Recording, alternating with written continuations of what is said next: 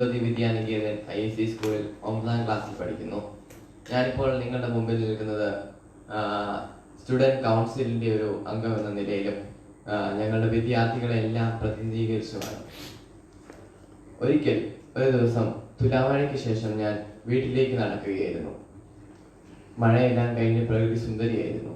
അപ്പോൾ ഒരു ഇളം തളിർ എന്നെ സ്പർശിച്ചു. അപ്പോൾ പ്രകൃതിയുടെ സ്നേഹകരമായ ഒരു തലോടൽ എനിക്ക് അനുഭവപ്പെട്ടു.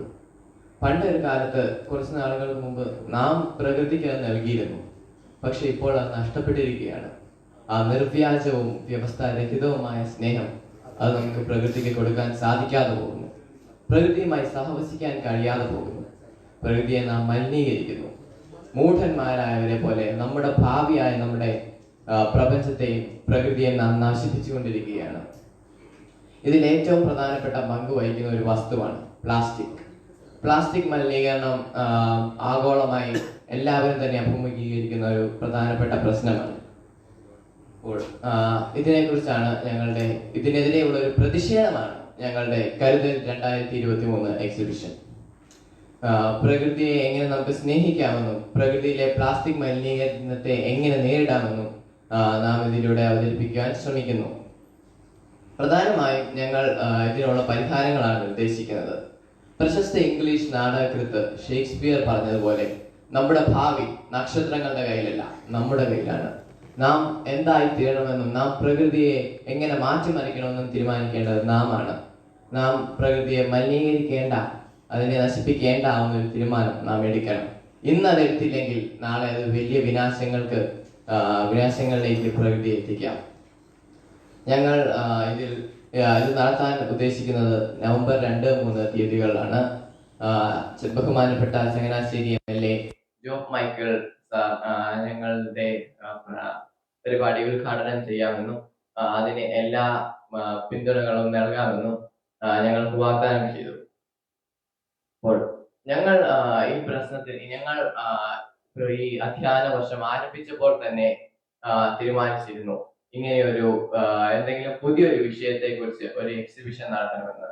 ഞങ്ങൾ സ്റ്റുഡന്റ് കൗൺസിൽ കൂടി എല്ലാവരും ഒത്തൊരുമിച്ച് ചിന്തിച്ചപ്പോൾ ഇന്നത്തെ സമൂഹത്തിലെ ഏറ്റവും വലിയൊരു പ്രശ്നം പ്ലാസ്റ്റിക് തന്നെയാണെന്ന് മനസ്സിലാക്കുവാൻ സാധിച്ചു. അതിനുശേഷം ഞങ്ങൾ ഈ ഐഡിയ ഞങ്ങളുടെ ബഹുമാനപ്പെട്ട പ്രിൻസിപ്പലിന്റെ അടുത്ത് അവതരിപ്പിക്കുകയും അദ്ദേഹവും ഞങ്ങളുടെ അധ്യാപകരും ഞങ്ങളെ പിന്തുണയ്ക്കുകയും ഞങ്ങൾക്കൊരു ഗൈഡൻസ് നൽകുകയും ചെയ്തു. തുടർന്ന് ഞങ്ങൾ ചങ്ങനാശ്ശേരി നഗരത്തിലാകെ പോയി പ്ലാസ്റ്റിക് കളക്ഷൻ വേണ്ടി പോയി. അതായത് ഉപയോഗിച്ചു കഴിഞ്ഞ പ്ലാസ്റ്റിക് കുപ്പികളും മറ്റും ഞങ്ങൾ പലയിടത്തു നിന്നും കളക്ട് ചെയ്യാൻ പോയപ്പോൾ കണ്ട ഒരു കാഴ്ചയാണ് പ്ലാസ്റ്റിക് ഇടാനായിട്ട് വെച്ചിരിക്കുന്ന വേസ്റ്റ് ബിന്നിന് ചുറ്റും ലാഘവത്തോടെ വലിച്ചെറിയപ്പെട്ട കുപ്പികളെയാണ് എനിക്ക് കാണാൻ സാധിച്ചത്. അവിടം വരെ ഒന്ന് നടന്ന് അത് വൃത്തിയായി ഒന്ന് തുറന്ന് അതിന്റെ അകത്തിട്ടാൽ നാം പ്രകൃതിക്ക് വേണ്ടി എന്താണ് ചെയ്യുന്നത് എന്ന് നമുക്ക് മനസ്സിലാകുന്നില്ല. അത് തന്നെ ഏറ്റവും വലിയൊരു മാറ്റത്തിലേക്ക് നയിക്കാൻ സാധിക്കും. ഞങ്ങൾ ഇപ്രകാരം വിവിധ സ്ഥലങ്ങളിൽ നിന്നും പ്ലാസ്റ്റിക്കുകൾ സ്വരൂപിക്കുകയും അത് വെച്ച് പല സാധനങ്ങൾ ഉണ്ടാക്കുകയും അത് പ്രദർശിപ്പിക്കുകയും ചെയ്തു. ഞങ്ങൾ പ്രധാനമായി സ്ഫുരിപ്പിക്കാൻ ഉദ്ദേശിക്കുന്ന ഐഡിയ എന്ന് പറയുന്നത് 5 R'കൾ എന്നതാണ്. Refuse, reduce, reuse, repurpose, recycle. Refuse അതായത് പ്ലാസ്റ്റിക് വേണ്ടെന്ന് വെക്കുക, പ്ലാസ്റ്റിക്കിന് പകരമായി വേറെ എന്തെങ്കിലും വസ്തുക്കളെ ഉപയോഗിക്കുക. അതാണ് നാം ഇപ്പോൾ ചെയ്തുകൊണ്ടിരിക്കുന്നത്. ഈ പേപ്പർ വെച്ചുള്ള ഉൽപ്പന്നങ്ങളും ഒക്കെ നാം പ്ലാസ്റ്റിക്കിന് പകരമായി ഉപയോഗിക്കുന്നു. അടുത്തതായുള്ളത് റെഡ്യൂസ് ആണ്. അതായത് നാം ഉപയോഗിക്കുന്ന പ്ലാസ്റ്റിക്കിന്റെ അളവിനെ കുറയ്ക്കുക, അതിന് പകരമായിട്ട് വേറെ എന്തെങ്കിലും ഇതുപോലെ തന്നെ ഉപയോഗിക്കുക. പിന്നെ റീയൂസ്, ഒരു പ്രാവശ്യം ഉപയോഗിച്ച പ്ലാസ്റ്റിക്കിനെ തന്നെ വേറെ എന്തെങ്കിലും ഒരു കാര്യത്തിനായി വീണ്ടും ഉപയോഗിക്കുക എന്നതാണ് റീയൂസ്. റീപർപ്പസ്, എന്തെങ്കിലും ഒരു പ്രത്യേക കാര്യത്തിനായി ഡിസൈൻ ചെയ്തിരിക്കുന്ന പ്ലാസ്റ്റിക്കിനെ അതിനെ മാറ്റി വേറെ എന്തെങ്കിലും ഒരു കാര്യത്തിനായി ഉപയോഗിക്കുകയാണ് റീപർപ്പസ്. റീസൈക്കിൾ എന്ന് പറയുന്നത് പുനഃചക്രമണം എന്നതാണ്. അതായത് നാം ഉപയോഗിച്ച പ്ലാസ്റ്റിക്കിനെ നാം ഉരുക്കിയോ മറ്റോ കംപ്ലീറ്റ് ആയിട്ട് മാറ്റിയെടുത്ത് വേറൊരു വസ്തുവിനെ നിർമ്മിക്കുന്നു. ഞങ്ങൾ ഇതിലൂടെ ഈ എക്സിബിഷനിലൂടെ പ്ലാസ്റ്റിക് വണ്ടർ, അതായത് അത്ഭുതകരമായ പ്ലാസ്റ്റിക്കിന്റെ ഗുണഗണങ്ങളെ കുറിച്ച് പറയുന്നു. അതിന്റെ ഡിസഡ്വാൻറ്റേജസ് അഥവാ അതിന്റെ ദോഷങ്ങളെ കുറിച്ച് പറയുന്നു. നാം പ്ലാസ്റ്റിക് എങ്ങനെയാണ് പ്രകൃതിയെ ദോഷകരമായി ബാധിക്കുന്നത് എന്ന് പറയുന്നു. അവസാനമായി ഇതിനൊരു പരിഹാരം നിർദ്ദേശിക്കുന്നു. ഞങ്ങളിവിടെ കാൽപ്പനികതയും സർഗവാസനയും ഉപയോഗിച്ച് നിർമ്മിച്ച വിവിധ വസ്തുക്കളെ പ്രദർശിപ്പിക്കുകയും പ്ലാസ്റ്റിക്കിൽ നിന്ന് ഊർജം വരെ ഉണ്ടാക്കുവാനുള്ള സാധനങ്ങൾ നിർമ്മിക്കുകയും ചെയ്തിരിക്കുന്നു. ഇതൊക്കെയാണ് പ്രധാനമായും ഞങ്ങളുടെ വിദ്യാർത്ഥികൾ ഇവിടെ ചെയ്തിരിക്കുന്നത്. ഇത് ഈ പരിപാടിക്കായി നിങ്ങളുടെ എല്ലാം പൂർണ്ണ സഹകരണം ഞങ്ങൾ പ്രതീക്ഷിക്കുന്നു. നിങ്ങളെ എല്ലാം ഇതിലേക്ക് കൃത്യമായി സ്വാഗതം ചെയ്യുന്നു. എല്ലാവരും ഉദ്ഘാടന ദിവസം തന്നെ അവിടെ ഉണ്ടാകും എന്ന് പ്രതീക്ഷിക്കുന്നു. നന്ദി. ഊർജം എന്ന് പറയുന്നത് ഫ്യൂവൽ തന്നെയാണ്. നമ്മളിപ്പോൾ ഇവിടെ ഒരു പെട്രോൾ അടിക്കാൻ പോയാൽ ഇപ്പോൾ പെട്രോളിന്റെ വില വളരെ അധികമാണ്. പകരം നമുക്ക് ഇവിടെ ഉണ്ടായിരിക്കുന്നത്, ഞങ്ങൾ ഇവിടെ ഉപയോഗശൂന്യമായ പ്ലാസ്റ്റിക്കിനെ തന്നെ ഉരുക്കി അതിൽ നിന്ന് ഊർജ്ജം എടുക്കാൻ പറ്റും. പൈറോലിസിസ്, എക്സ്ടെറിഫിക്കേഷൻ തുടങ്ങിയ പ്രക്രിയകളാണ് അതിനെ ഉപയോഗിക്കുന്നത്.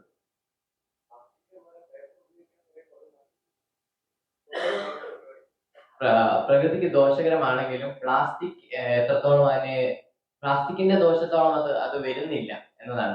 പ്ലാസ്റ്റിക് നാം ഒരു പ്രാവശ്യം ഉപയോഗിക്കുന്ന പ്ലാസ്റ്റിക്, സിംഗിൾ യൂസ് പ്ലാസ്റ്റിക്, അത് നാം ഉപയോഗിച്ചിട്ട് എന്താ ചെയ്യുന്നത്? അവിടെ വലിച്ചെറിയുന്നു. അതിനെ വീണ്ടും ഉപയോഗിക്കാൻ കഴിയുന്നില്ല. ആ പ്ലാസ്റ്റിക് ഡീകമ്പോസ് ആയി അഴുകി പോകണമെങ്കിൽ വളരെയധികം കാലമെടുക്കും. പക്ഷേ സത്യം പറഞ്ഞാൽ മരങ്ങളിൽ പേപ്പറിന് പകരമായി തന്നെയാണ് കണ്ടുപിടിച്ചിരിക്കുന്നത് പ്ലാസ്റ്റിക്. പക്ഷെ അതിപ്പോൾ നമ്മുടെ ദുരുപയോഗം കൊണ്ടും അശാസ്ത്രീയമായ ഉപയോഗം കൊണ്ടും അത് പേപ്പറാണ് അതിനേക്കാളും നല്ലത് എന്നുള്ളതാണ് അവസ്ഥയിലേക്ക് വന്നിരിക്കുന്നത്.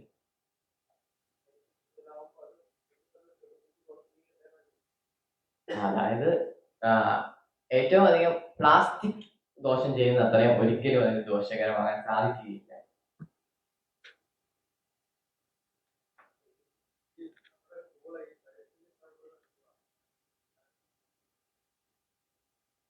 അതെ അതെ അതെ, ഇഷ്ടംപോലെ മരങ്ങളും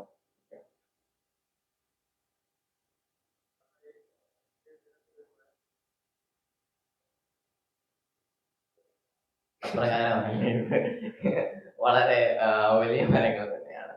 ഞങ്ങളുടെ ക്യാമ്പസ് വളരെയധികം പരിസ്ഥിതി സൗഹൃദമാണ്. കുട്ടികളെല്ലാം പ്രകൃതിയോട് ഒത്തിണങ്ങി വളരുവാനാണ് ഞങ്ങൾ ആഗ്രഹിക്കുന്നത്. പ്ലാസ്റ്റിക് പേനകൾ കുറച്ചൊക്കെ ഉപയോഗിക്കുമെങ്കിലും അതിനെ നല്ല രീതിയിൽ തന്നെ ഈ എക്സിബിഷനായി തന്നെ ഞങ്ങൾ അതിനെ കുറെ അധികം ഉപയോഗിച്ചിട്ടുണ്ട്.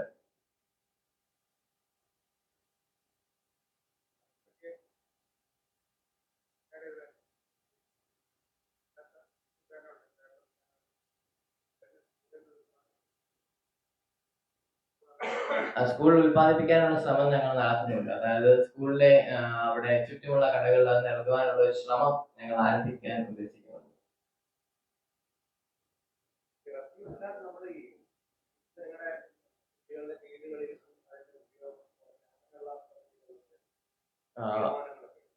ഉള്ള പദ്ധതികൾ ഞങ്ങൾ ആവിഷ്കരിച്ചിരിക്കൊണ്ടിരിക്കുകയാണ്.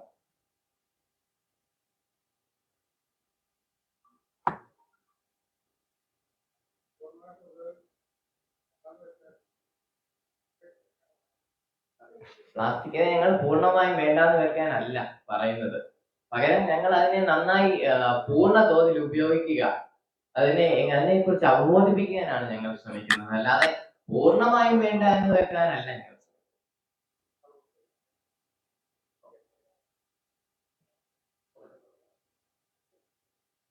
അദ്ദേഹം പറഞ്ഞുകൊണ്ട് ഒരു കാര്യം കൂടെ ആഡ് ചെയ്യാനായിരുന്നു. നമുക്ക് ഒരിക്കലും കംപ്ലീറ്റ് ആയിട്ട് പ്ലാസ്റ്റിക് നമുക്ക് നിർത്താൻ പറ്റില്ല. പക്ഷെ നമ്മുടെ ഈ പ്ലാസ്റ്റിക്കിന്റെ ഒരു പ്രശ്നം നമുക്ക് ഉദിച്ചത്, ഏറ്റവും വലിയൊരു പ്രശ്നമായിട്ട് വന്നത് നമ്മുടെ മിസ്മാനേജ്മെന്റ് ആണ്.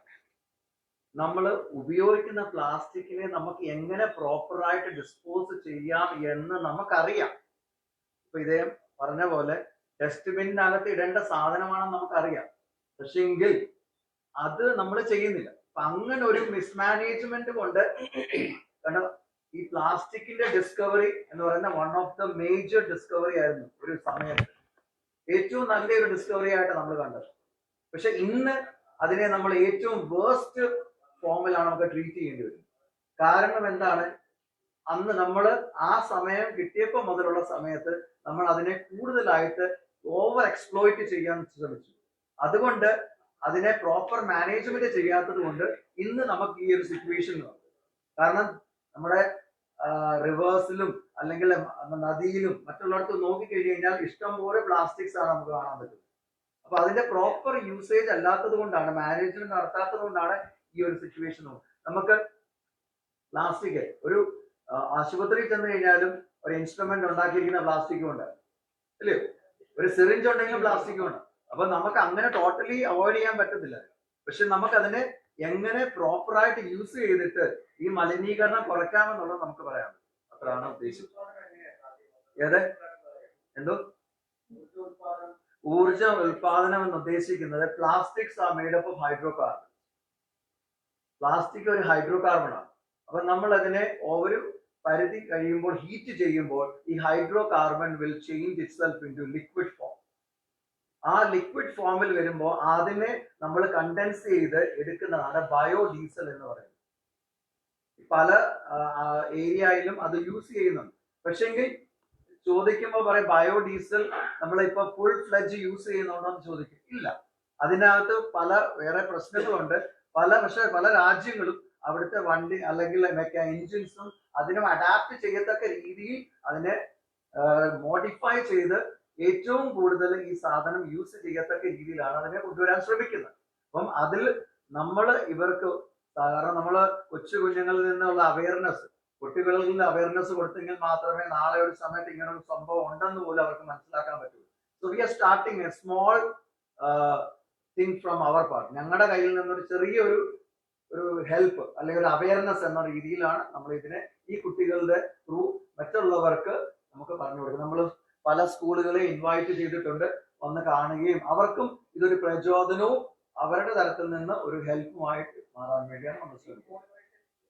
ഏത് നമ്മളെ ഡീപോളിമറൈസേഷൻ ആയിട്ടാണല്ല, conversion of one thing, one particular plastic to other condition in liquid form. Plastic fuel from plastic എന്ന് പറയുമ്പോൾ നമ്മള് ഫ്യൂവൽ സോഴ്സ് ആയിട്ടല്ല ഇവിടെ പ്ലാസ്റ്റിക് യൂസ് ചെയ്യുന്നത്. നമ്മൾ വലിച്ചെറിയുന്ന പ്ലാസ്റ്റിക്സിനെ ഡീൽ ചെയ്യാൻ വേണ്ടിയാ ഫ്യൂവൽ ഫ്രം പ്ലാസ്റ്റിക്. അപ്പൊ നമ്മൾ വേസ്റ്റ് ആയിട്ട് ത്രോ ചെയ്യുന്ന പ്ലാസ്റ്റിക് റീസൈക്ലിങ്ങിന് പോകുമ്പോൾ കുറെ എനർജി വേസ്റ്റ് ആവുന്നുണ്ട്. ഇത് അതിന്റെ ഒരു ബെറ്റർ ഓപ്ഷൻ ആയിട്ടാണ് കാണുന്നത്. അപ്പൊ നമ്മൾ കളയുന്ന പ്ലാസ്റ്റിക്കിനെ ഫ്യൂവൽ ആക്കി മാറ്റി, അപ്പൊ നമ്മൾ അതിന്റെ ഒരു വെളി നൈജീരിയ അങ്ങനത്തെ കൺട്രീസിൽ അവർ ചെയ്യുന്നുണ്ട്, കുറെ എടുത്തൊക്കെ ചെയ്യുന്നുണ്ട്. നൈജീരിയ ഇവൻ അങ്ങനെയുള്ള പല സ്ഥലങ്ങളിലും അവർക്ക് ഈ വില്ലേജ് ഏരിയാസിൽ ഇവർക്ക് എന്താ ഈ പെട്രോൾ അങ്ങനെയുള്ള സാധനങ്ങൾ യൂസ് ചെയ്യാൻ പറ്റാത്തത് കൊണ്ട് അവരത് ഉപയോഗിച്ച് അത് ചെയ്യുന്നുണ്ട്. ഈവൻ ഈ പ്ലാസ്റ്റിക് കൊണ്ട് ഇക്കോ ബ്രിക്സ് നൈജീരിയയിലൊക്കെ, അല്ല അത് കുഴപ്പമില്ല. അത് ഞങ്ങൾ പറയുന്നത് നമ്മൾ പല കാര്യങ്ങളും നമ്മൾ സെർച്ച് ചെയ്യുമ്പോൾ നമ്മൾ നോക്കുമ്പോഴാണ് നമുക്ക് തന്നെ മനസ്സിലാകുന്നത്. എല്ലാം നമ്മൾ അറിഞ്ഞിരിക്കണമെന്നില്ല, പല കാര്യങ്ങളും നമുക്ക് അറിയാത്ത കാര്യങ്ങൾ ഇവിടെ നടക്കുന്നുണ്ട്.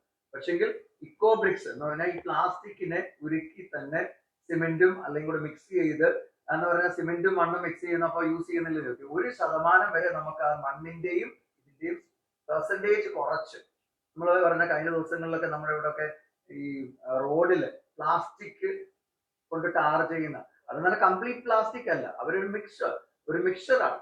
അപ്പൊ ആ മിക്സർ ഉദ്ദേശിക്കുന്നതെന്ന് പറഞ്ഞാൽ നമ്മുടെ ഈ കല്ല് മറ്റുള്ള സംഭവങ്ങൾ പ്രകൃതിയെ കൂടുതൽ എക്സ്പ്ലോയിറ്റ് ചെയ്യാതെ നമുക്ക് അതിനെ എങ്ങനെ നമ്മുടെ കാര്യം നടക്കുകയും വേണം, അതേസമയം എക്സ്പ്ലോയിറ്റേഷൻ കുറയുകയും വേണം. ആ ഒരു രീതിയിലുള്ള കാര്യങ്ങളാണ് നമ്മൾ ഉദ്ദേശിക്കുന്നത്. ഇതിന്റെ ഒരു അവയർനെസ് നമുക്ക് ചെയ്യാൻ പറ്റുമെന്ന് ചോദിച്ചു കഴിഞ്ഞാൽ ഒരു ലിമിറ്റ് ഉണ്ട് നമുക്ക് മിഷനറീസിന്റെ ഇതിൽ. പക്ഷെ we can provide dum awareness. നമുക്ക് അവയർനെസ് കൊടുക്കാൻ പറ്റും, ഇങ്ങനെയും സംഭവങ്ങൾ ചെയ്യുന്നുണ്ട്, അത് നമുക്ക് കൂടുതലായിട്ട് ചെയ്യാൻ പറ്റുന്നു.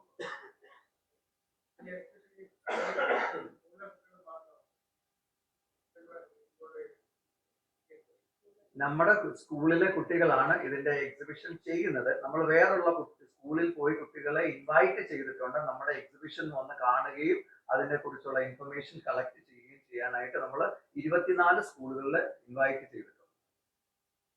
റോബോട്ടിക്സ് വിഭാഗത്തിൽ അമൽ ജ്യോതി എഞ്ചിനീയറിംഗ് കോളേജിൽ നിന്ന് അവര് കുറച്ച് എക്സിബിഷൻ വെക്കുന്നു. അതുപോലെ തന്നെ വാഴനാര് കൊണ്ടുള്ള ഉൽപ്പന്നങ്ങൾ നമ്മുടെ ഈ തമിഴ്നാട്ടിൽ നിന്ന് PA മുരുകേശൻ മധുരയിൽ നിന്ന് വന്ന് നമ്മൾ വെറുതെ കളയുന്ന ഈ വാഴനാര് ഉപയോഗിച്ച് പലതരം ബാഗ്, കൗതുക വസ്തുക്കൾ അതുപോലെയുള്ള സാധനങ്ങൾ ഉണ്ടാക്കാൻ വേണ്ടി 2 ദിവസം സ്കൂളിൽ അവർ സ്റ്റേ ചെയ്തു. കുട്ടികൾക്ക് അതിനുവേണ്ടിയുള്ള പ്രത്യേക ട്രെയിനിങ് കൊടുത്തു. ട്രെയിനിങ് കൊടുത്താലും പൂർണ്ണ തോതിൽ കുട്ടികൾ അതിലേക്ക് വന്നില്ല. കാരണം ബ്ലീച്ചിങ് അതുപോലെയുള്ള കാര്യങ്ങൾ സ്കൂളിലെ കുട്ടികളെ കൊണ്ട് ചെയ്യിക്കാൻ കഴിയില്ല എങ്കിലും അങ്ങനെ ഒരു ട്രെയിനിങ് കൊടുത്ത് നമ്മൾ കുറച്ച് ഉൽപ്പന്നങ്ങൾ അതിൽ നിന്ന് ഉണ്ടാക്കാൻ ശ്രമിച്ചിട്ടുണ്ട്, ഉണ്ടാക്കിയിട്ടുണ്ട്. അതുപോലെ ഓല, പനയോല, നമുക്ക് അന്യം നിന്ന് പോയ പനയോല, കഴ അതുപോലെയുള്ള കാര്യങ്ങൾ കൊണ്ട് ഉൽപ്പന്നങ്ങൾ ഉണ്ടാക്കാം. അതെങ്ങനെ നമുക്ക് ഉപയോഗിക്കാം, നമ്മൾ ഉപയോഗശൂന്യമായി കളയുന്ന പല സാധനങ്ങളും എങ്ങനെ നമുക്ക് യൂസ് ചെയ്യാം എന്നുള്ളതിനെ കുറിച്ചൊരു അവയർനെസ് കൂടി കൊടുക്കാനായിട്ട് നമ്മൾ ഉപയോഗിക്കുന്നുണ്ട്. പല കുട്ടികളും ഇന്ന് മൺപാത്ര നിർമ്മാണം പോലെയുള്ള കാര്യങ്ങൾ കുട്ടികൾക്ക് അറിയില്ല, അവർ കണ്ടിട്ടില്ല. അതൊക്കെ തന്നെ ഇവിടെ നമ്മുടെ പ്രകൃതിയിൽ നിന്നും ലഭിക്കുന്ന കാര്യങ്ങൾ പ്രകൃതിക്ക് ദോഷകരമല്ലാത്ത രീതിയിൽ എങ്ങനെ യൂസ് ചെയ്യാം എന്നൊരു അവയർനെസ് കൂടെ ഈ എക്സിബിഷനിലൂടെ കൊടുക്കാനായിട്ട് നമ്മൾ ഉദ്ദേശിക്കുന്നു. അല്ലല്ല, നമുക്ക് പ്രവേശനം എല്ലാവർക്കും ഉണ്ട്. അതുപോലെ അവിടെ ഒരു പ്ലാനറ്റോറിയം, നമ്മുടെ ബാംഗ്ലൂരിൽ നിന്നും ആളുകൾ വന്നൊരു പ്ലാനറ്റോറിയം അവിടെ ചെയ്യുന്നുണ്ട്. അതിന് മാത്രമേ നമ്മൾ ഫീസ് വെച്ചിട്ടുള്ളൂ, ബാക്കി പ്രവേശനം സൗജന്യമാണ്.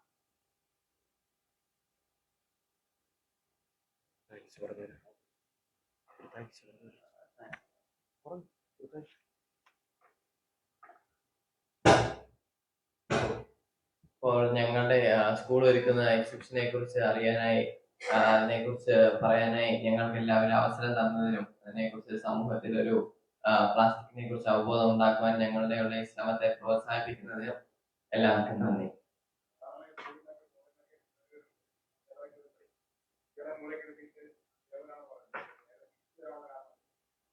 അതായത് ഞങ്ങൾ കുട്ടികൾ ഇവരുടെ ഇൻസ്പിറേഷൻ കൊണ്ട് ഞങ്ങൾ കണ്ടെത്തിയ ഒരു ഐഡിയയാണ്. അതായത് ഇവരെക്കാട്ടിലും കൂടുതൽ ഞങ്ങൾക്ക് ഇതിനെക്കുറിച്ച് പറയാൻ സാധിക്കും. കാരണം ഇത് ഞങ്ങളുടെ എക്സ്പീരിയൻസ് ആണ്. ഞങ്ങൾ വിവിധ സ്ഥലങ്ങളിൽ പോയി സാധനങ്ങൾ കളക്ട് ചെയ്യുകയും ഞങ്ങൾ കഷ്ടപ്പെടുകയും ഞങ്ങളുടെ ചോര നീരാക്കി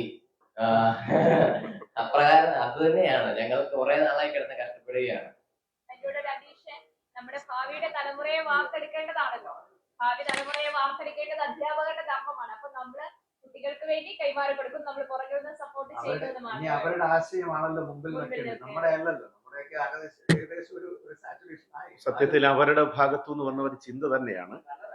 പരമ്പരാഗതമായിട്ട് നമ്മൾ ഒരു എക്സിബിഷൻ നടത്തിയ ഉടനെ വോൾക്കൈനോ എന്നൊക്കെ പറഞ്ഞും പിന്നെ കുറച്ച് ജിയോമെട്രിക്കൽ പാറ്റേൺസും ഒക്കെ വെക്കുന്ന ഒരു പരിപാടിയാണ്.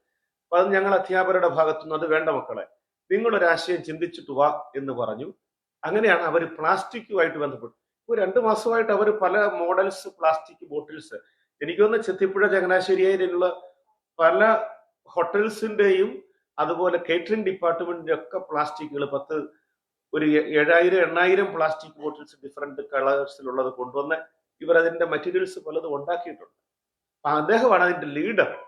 അതുകൊണ്ടാണ് അദ്ദേഹത്തെ കൊണ്ട് തന്നെ കാര്യങ്ങൾ പ്രസന്റ് ചെയ്യിപ്പിച്ചത്. അതുപോലെ പല സ്കൾപ്ചേഴ്സ് ഈ പ്ലാസ്റ്റിക് ബോട്ടിൽസ് യൂസ് ചെയ്ത് വെളിച്ചെറിഞ്ഞത് കളക്ട് ചെയ്തിട്ട് ഈ നമ്മള് ഇതിന്റെ മീന് അങ്ങനെയുള്ള ഈ ഐറ്റംസ് സ്കൾപ്ചേഴ്സ് ഒക്കെ ഉണ്ടാക്കി ഇതും ഇങ്ങനെ ചെയ്യാമെന്നുള്ള ഒരു പ്രൊജക്ഷൻ നമ്മൾ ഉദ്ദേശിക്കുന്നത്. അവരെ കാണിച്ച് മറ്റുള്ളവർ വന്ന് കാണുമ്പോൾ ഈ സാധനം കൊണ്ട് ഇങ്ങനെ ഒരു പ്രയോജനം ഉണ്ട് എന്ന്, ചെടിച്ചട്ടി ഉണ്ടാക്കാം, അങ്ങനെയുള്ള ഒത്തിരി പ്രയോജനങ്ങൾ നമുക്കുണ്ട്. പക്ഷെ നമ്മൾ ഇതൊന്നും അതിനെ അത്രേ ഒരു ടൈം കൊടുത്ത് ചിന്തിക്കാറില്ലാത്തതാണ്. അതുകൊണ്ട് ചിന്തിക്കാത്തത് കൊണ്ടാണ് നമുക്ക് ഈ ഒരു ബുദ്ധിമുട്ട് വരുന്നത്.